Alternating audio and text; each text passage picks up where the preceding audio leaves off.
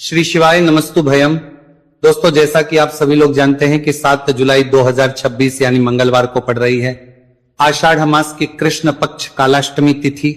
और दोस्तों, यह वह तिथि है जो आषाढ़ मास में पड़ने वाली सबसे बड़ी तिथि है, क्योंकि ये मंगलवार के दिन पड़ रही है और इसका बहुत ही बड़ा और विशेष महत्व होता है। पूज्य गुरु जी ने कहा है कि अगर कभी भी मौका लग जाए और आषाढ़ मास की कालाष्टमी तिथि मंगलवार को पड़ जाए तो आप लोगों को एक छुटकी काला तिल वाला उपाय तो अवश्य ही करना चाहिए। इन दोनों का संयोग बहुत ही कम आता है। इसी के साथ में गुरुजी ने अपनी शिव पुराण कथा में बताया है कि इस दिन आपको एक छुटकी काला तिल वाला उपाय तो आपको अवश्य ही करना चाहिए, क्योंकि ऐसा दिन पूरे साल में सिर्फ एक ही बार आता है। और दोस्तों, आप सभी लोग जानते हो कि मंगलवार कालाष्टमी तिथि का अगर सबसे बड़ा कोई उपाय है तो वह एक छुटकी काला तिल वाला उपाय है। तो दोस्तों, मंगलवार कालाष्टमी तिथि के दिन आप लोगों को इस एक छुटकी काला तिल वाला उपाय को जरूर करना है। बहुत सारे लोग होंगे जिन लोगों ने इस उपाय को ना किया हो, मतलब पूरा साल निकल गया, उन्होंने किसी भी दिन इस छुटकी काला तिल वाला उपाय को ना किया हो। पर दोस्तों, आपके पास एक आखिरी मौका बचा हुआ है, जो कि 7 जुलाई मंगलवार कालाष्टमी तिथि के दिन है। इस दिन आप लोगों को इस वाले उपाय को जरूर कर लेना है। भले ही आपने पूरे महीने भर इस उपाय को ना किया हो, पर अगर आपने इस महीने के मंगलवार कालाष्टमी तिथि के दिन अगर इस वाले उपाय को कर लिया तो आपको इस उपाय को करने का वो फल मिलेगा जिसकी आपने कभी कल्पना भी नहीं करी होगी। इसीलिए आप लोग इस वाले उपाय को एक बार जरूर कर लेना है, ताकि आप लोगों के हाथ से ये मौका ना जा सके और आपको इस उपाय को करने का फल मिल सके। दोस्तों, यह उपाय पंडित जी ने अपनी अभी की ही श्री शिव महापुराण की कथा में बताया है। उपाय को आज हम आपको बहुत अच्छे से समझाने वाले हैं। इस वीडियो को देखने के बाद इस उपाय को समझने के लिए आपको कोई और वीडियो को देखने की जरूरत नहीं पड़ेगी। तो चलिए दोस्तों, उपाय को शुरू करते हैं। देखिए, यह है इस आषाढ़ मास के मंगलवार कालाष्टमी तिथि के दिन। यह इतना खास होता है, इतना महत्वपूर्ण होता है, देखा गया। कभी कभी बड़े बड़े पूजा पाठ अनुष्ठान से जो मनोकामना पूर्ण नहीं होते, वह आषाढ़ मास की मंगलवार कालाष्टमी तिथि के दिन एक छोटे से उपाय करने से ही आपकी मनोकामना पूर्ण हो है। और बहुत सारे लोगों ने इस उपाय को किया भी है और उनको इस उपाय को करने का फल भी जरूर मिला है। अगर आप लोग भी इस उपाय को करना चाहते हैं तो आप इस उपाय को पहले अच्छे से समझ लेना, सुन लेना, उसके बाद करना। आपको इस उपाय का फल जरूर मिलेगा। और इस उपाय को कर लेने से आपके घर में चाहे किसी भी प्रकार की दुहक और समस्या क्यों ना चल रही हो, आपको उसका कारण भी नहीं पता है कि भाई ये समस्या किस कारण से चल रही, उसका कुछ भी कारण हो सकता है, जैसे पितृदोष हो सकता है या किसी भी तरह का मंगल दोष भी हो सकता है। तो इस दिन आप लोगों को ये वाला उपाय कर लेना है।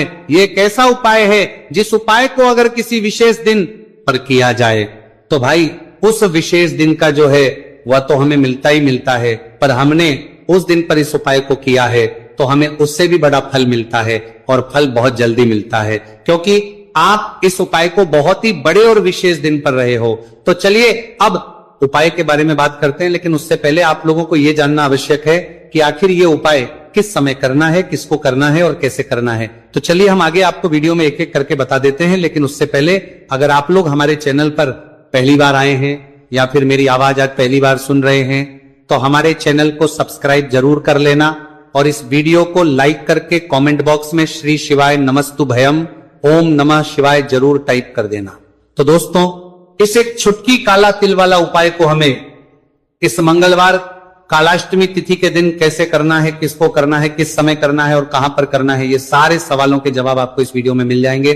और जो ये वीडियो देखेगा भाई, उसको एक छुटकी काला तिल वाला उपाय जरूर करना चाहिए, क्योंकि इस दिन काला तिल का भी बहुत ही बड़ा और विशेष महत्व होता है।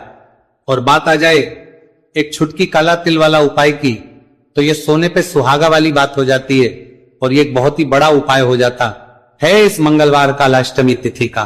तो अब दोस्तों, इस एक छुटकी काला तिल वाला उपाय को आखिर करना किसको है, सबसे पहले हम लोग वो बात जान लेते हैं।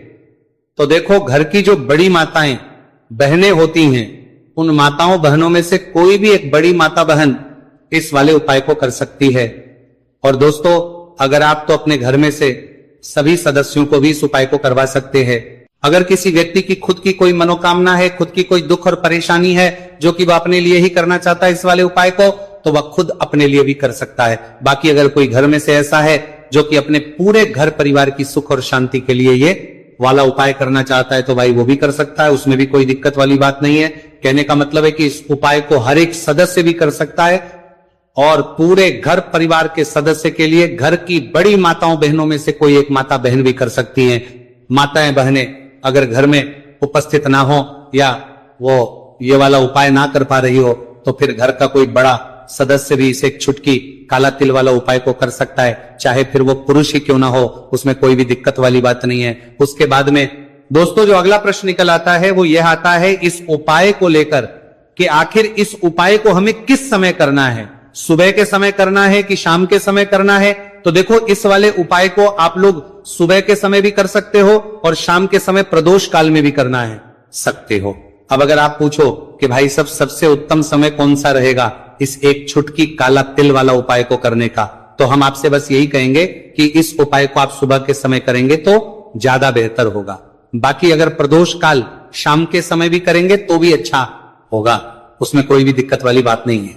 तो अब दोस्तों जो अगली सबसे बड़ी और महत्वपूर्ण बात आती है वो ये आती है कि सुबह अगर हम उपाय को करेंगे तो हमें कितने बजे से लेकर कितने बजे तक के बीच में करना है, और शाम के समय प्रदोष काल में करेंगे तो हमें कितने बजे से लेकर कितने बजे के बीच में करना है।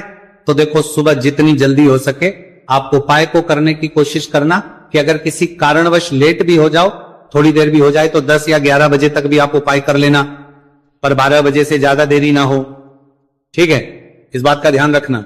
उसके बाद में दोस्तों अगर शाम के समय प्रदोष काल की बात करें, प्रदोष काल का जो समय है होता है वो शाम के 6 बजे से शुरू हो जाता है, मतलब शाम के 6 बजे से लेकर 7 बजे के बीच का जो समय होता है ये समय प्रदोष काल का समय होता है। तो आप उपाय को 7 या 8 बजे के बीच में भी कर सकते हो, मतलब शाम के 6 बजे से रात 8 बजे के बीच में आप कभी भी इस वाले उपाय को कर सकते हो, उसमें कोई भी दिक्कत वाली बात नहीं है। देखिए यदि आपके जीवन में संकट बहुत ही अधिक चल रहे हो, समस्याएं बहुत ही अधिक चल ही हो, एक एक रूप खर्च करने आपको बस ओढ़ रहा है, भूमि से जुड़ी हुई कोई भी समस्या हो या फिर आपके विवाह से जुड़ी हुई कोई भी समस्या हो या आपके व्यापार से जुड़ी हुई कोई भी समस्या हो, तो आपकी ये सारी समस्या इस मंगलवार कालाष्टमी तिथि के दिन समाप्त होने वाली है। तो चलिए दोस्तों जानते हैं उस विशेष उपाय के बारे में। देखिए इस वीडियो में हम पूज्य गुरु जी द्वारा बताए गए 3 बहुत ही चमत्कारिक उपायों के बारे में जानेंगे। देखिए ये जो उपाय है आपके जीवन से दुर्भाग्य का तो अंत करेंगे ही, साथ ही साथ यदि आपके जीवन में धन की समस्या चल रही है तो वह सभी भी आपकी समाप्त हो जाएंगी। देखिए गुरुजी ने बताया है कि जब भी मंगलवार कालाष्टमी तिथि का दिन पड़े तो हमें कर्ज मुक्ति के लिए कुछ उपाय करने चाहिए, इसी के साथ हमें धन प्राप्ति, भूमि से जुड़े कार्यों और विवाह के लिए भी उपाय करने चाहिए। तो चलिए दोस्तों जानते हैं गुरुजी द्वारा बताए गए सबसे पहले उपाय के बारे में। देखिए ये उपाय विशेषकर उन लोगों को करना है जिनकी भूमि से जुड़ी कोई भी समस्या चल रही हो, यानी कि उनकी भी जमीन से जुड़ी हुई समस्या चल रही है, यानी कि जो लोग मकान खरीदना चाहते हैं या फिर उनका खेत से जुड़ा कोई भी केस चल रहा है, या फिर जिनके भी विवाह में विलंब हो रहा है, या फिर जिन भी लोगों के जीवन में कर्ज बहुत ही अधिक बढ़ने लगा है, कर्ज जो है वह चुका नहीं पा रहे हैं, तो गुरुजी ने कहा है कि ऐसे लोगों को यह उपाय करना चाहिए। देखिए इस उपाय के लिए आपको थोड़े से काले तिल ले लेने हैं। देख आपको मात्र एक चुटकी काले तिल ले लेने हैं, इसी के साथ में आपको थोड़ा सा शहद ले लेना है, फिर सबसे अंत में आपको एक लोटा शुद्ध जल ले लेना है। तांबे के पात्र के अंदर आपको अपने घर से शुद्ध जल ले लेना है और इन सभी सामग्रियों को आपको लेकर के पहुंच जाना है भगवान शिव के मंदिर में। देखिए पूज्य गुरुजी ने बताया है कि इस उपाय को आप सुबह से लेकर के शाम तक किसी भी समय में कर सकते हैं। देखिए मंदिर पहुंचने के आप जो काले तिल लेकर के गए थे उनमें आपको थोड़ा सा शहद लगा लेना है। देखिए आप जो शहद लेकर के आए हैं उस शहद में आपको ये काले तिल अच्छे से डुबो देना है और शहद से युक्त ये जो काले तिल है इन्हें आपको शिवलिंग पर अर्पित कर देने हैं, या फिर आपको शिवलिंग के चारों तरफ अच्छे से काले तिल का लेपन कर देना है। पूज्य गुरुजी ने बताया है कि लेपन करते समय यदि आपके जीवन में कर्ज से जुड़ी समस्याएं चल रही हैं, लेपन करते समय आपको आर्यन मुक्तेश्वर महादेव का स्मरण करना है, या फिर आपके जीवन में विवाह से संबंधित या फिर जमीन से संबंधित कोई भी समस्या चल रही है तो फिर आपको मंगलेश्वर महादेव का स्मरण करना है।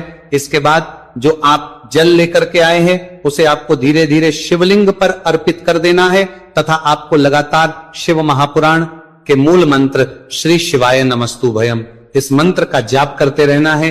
पूज्य गुरुजी ने बताया है कि सिर्फ एक मंगलवार कालाष्टमी तिथि यह उपाय करके देखना और आप स्वयं देखेंगे कि 2 से 3 महीने के अंदर आपके जीवन से जुड़ी हुई जो भी समस्याएं हैं बस सभी समस्या बहुत ही जल्द महादेव की कृपा से दूर होने लगेगी।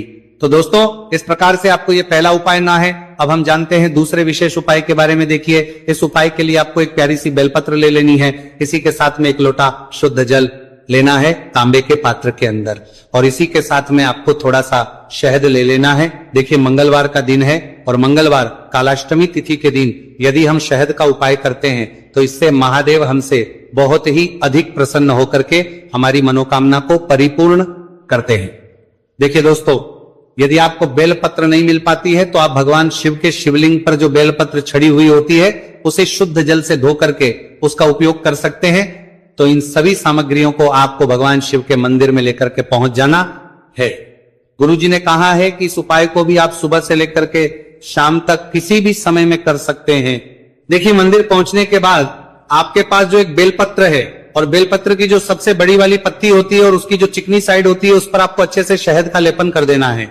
यानी कि बेलपत्र की बड़ी वाली पत्ती पर पूरी ही पत्ती पर अच्छे से शहद लगा देना है। अब देखिए ये जो बेलपत्र है इसे आपको अपने सीधे हाथ की हथेली पर रखना है और आपके जो भी कार्य अटक रहे हैं, देखिए बहुत से लोग ऐसे होते हैं जो अपने नौकरी को प्राप्त करने के लिए सालों से तैयारी करते हैं लेकिन उनको नौकरी नहीं प्राप्त होगा पाती है। बहुत से ऐसे लोग होते हैं जो बहुत ही मेहनत करते हैं, धन भक्ति के लिए बहुत अधिक प्रयास करते हैं लेकिन फिर भी उनको धन प्राप्त नहीं हो पाता है। तो गुरुजी ने बताया है कि जब भी आपको अपने कार्यों में सफलता ना मिले तो फिर आपको मंगलवार के दिन इस उपाय को अवश्य करना चाहिए। देखिए अब आपको जिस भी कार्य में सफलता प्राप्ति करनी है उस कार्य को सफल बनाने के लिए आपको महादेव से प्रार्थना कर लेनी है और फिर ये जो एक बेलपत्र है इसे आपको भगवान शिव के शिवलिंग पर अर्पित कर देनी है। देखिए बेलपत्र की चिकनी साइड जिस पर आपने शहद लगाए हैं वह शिवलिंग से स्पर्श रहेगी और इसकी जो डंडी है वह आपको जलाधारी की ओर रखनी है। इस प्रकार से आपको यह बेलपत्र अर्पित कर देनी है। अब देखिए आप जो 1 लोटा जल लेकर के आए हैं उसे आपको भगवान शिव के शिवलिंग पर धीरे धीरे अर्पित कर देना है। श्री शिवाय नमस्तुभयम इस मंत्र का जाप करते हुए देखिए जैसे ही यह जल शिवलिंग से होकर के जलाधारी की ओर बह करके आएगा तो इसे आपको थोड़ा सा अपने सीधे हाथ की हथेली में झेल लेना है। इस जल को आपको अपनी दोनों आंखों पर लगा लेना है और इस जल का थोड़ा सा छिड़काव आपको अपने शरीर पर कर लेना है। पूज्य गुरुजी ने बताया है कि जब भी हम मंगलवार के दिन शहद वाली बेलपत्र शिवलिंग पर अर्पित करते हैं तो इससे हमें महादेव हर कार्य में सफलता प्राप्त करवाते हैं। यदि हमें अपनी मेहनत करने के बावजूद भी पर्याप्त मात्रा में सफलता नहीं मिल पा रही है तो गुरुजी ने कहा है कि आपको मंगलवार कालाष्टमी तिथि के दिन यह चमत्कारिक उपाय अवश्य ही कर लेना है। अब दोस्तों हम जान लेते हैं गुरुजी द्वारा बताए गए तीसरे विशेष उपाय के बारे में। देखिए इस उपाय के लिए भी आपको मात्र 1 लोटा शुद्ध जल ले लेना है तांबे के पात्र के अंदर। फिर इसी के साथ में आपको एक प्यारी सी बेलपत्र ले लेनी है। बेलपत्र आपको ध्यान रखना है कि कैसे भी कटी हुई खंडित नहीं होनी चाहिए। अब देखिए मात्र 2 सामग्री लेकर के आपको भगवान शिव के मंदिर में पहुंच जाना है। पूज्य गुरुजी ने बताया है कि यह उपाय विशेषकर उन लोगों को करना है जिनकी कोई भी विशेष मनोकामनाएं जो कई दिनों से परिपूर्ण नहीं हो पा रही है, चाहे वह विवाह से संबंधित हो, नौकरी से संबंधित हो, व्यापार से संबंधित हो, चाहे किसी भी प्रकार की मनोकामना है जो परिपूर्ण नहीं हो पा रही है, तो उसके लिए आपको यह उपाय करना है। देखिए इस उपाय को भी आप सुबह से कि शाम तक किसी भी समय में कर सकते हैं। देखिए मंदिर पहुंचने के बाद सबसे पहले तो आप बेलपत्र लेकर के आए हैं, उसे आपको अपने सीधे हाथ की हथेली पर रखना है और आपको महादेव से प्रार्थना करनी है कि हे मेरे महादेव, मेरी ये जो मनोकामनाएं बहुत दिनों से अधूरी है, मैंने कई प्रकार के उपाय कर लिए हैं, कई प्रकार के व्रत कर लिए हैं, लेकिन अभी तक मेरी मनोकामना परिपूर्ण नहीं हो पाई है। तो उस मनोकामना को परिपूर्ण करने के लिए प्रार्थना करनी है और यह एक बेलपत्र आपको शिवलिंग पर अर्पित कर देनी है। देखिए बेलपत्र की जो चिकनी साइड है वह शिवलिंग से स्पर्श रहेगी और इसकी जो है वो आपको जलाधारी की ओर रखनी है। इस प्रकार से आपको यह बेलपत्र अर्पित कर देनी है। इसी प्रकार से आपको यह बेलपत्र अर्पित करनी है। अब देखिए, आप जो 1 लोटा शुद्ध जल लेकर के आए हैं, इसे आपको धीरे धीरे शिवलिंग पर अर्पित कर देना है। इस मंत्र का जाप करते हुए देखिए, जल अर्पित करते हुए आपको कम से कम 11 बार श्री शिवाय नमस्तुभयम या फिर ओम नमः शिवाय इस मंत्र का जाप कर लेना है। पूज्य गुरु जी ने बताया है कि जो भी व्यक्ति 7 जुलाई मंगलवार कालाष्टमी तिथि के दिन शिवलिंग के सामने इस उपाय को करता है तो उसकी जो भी मनोकामना है वह महादेव की कृपा से